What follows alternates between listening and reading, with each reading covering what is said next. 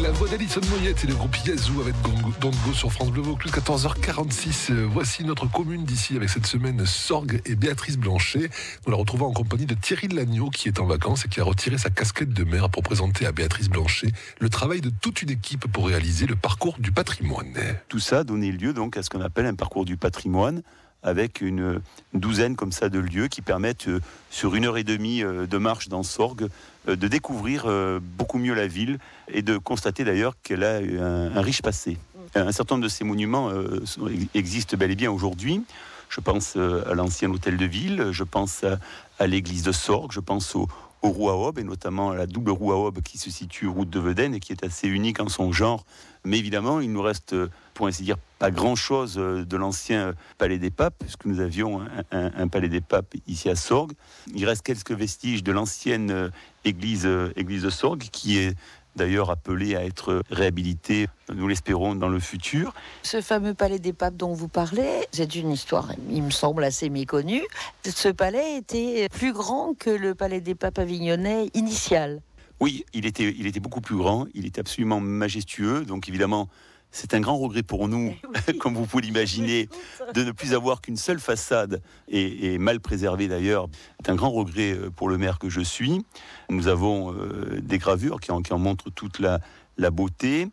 Ce palais des papes avait été bâti en tout cas entre 1317 et 1324 par Jean XXII, puis est devenu ensuite la résidence d'été d'Urbain V. C'est dire à quel point Sorgues était dans la sphère papale à ce moment-là.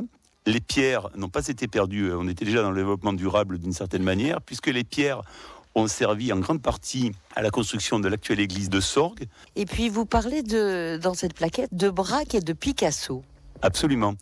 Picasso a eu un coup de cœur en venant sur le marché de Sorgues, et il a décidé en 1912 de s'y installer pour l'été dans la villa Les Clochettes, qui est en face de l'entrée de l'école Jean Jaurès. Et Georges Braque l'a suivi et venait, lui, tous les étés, je crois jusqu'en 1916, sur Sorgues. Et c'est d'ailleurs à Sorgues qu'a été créé les fameux papiers collés, la technique des papiers collés. Et justement, vous parlez d'étapes signalées par des plaques.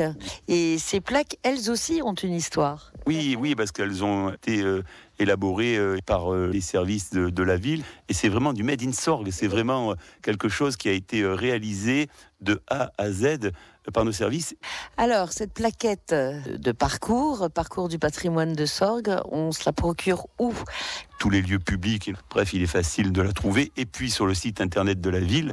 Mais je conseille quand même vivement de venir quand même se rendre compte et de venir respirer le bon air de Sorgues. Merci beaucoup Béatrice. Après le palais des papes de Sorgues, tout à l'heure, on vous retrouvera aux alentours de 15h45 et on évoquera avec vous le château de Brantes, et puis on vous retrouvera également, décidément, vous n'arrêtez pas Béatrice, on vous retrouvera demain dans l'émission de Nathalie Mazet entre 10h et midi. Vous serez en direct de Lille sur Sorgues à l'occasion du salon Bien-être, Nature et Tourisme. France Bleu Vaucluse vous invite.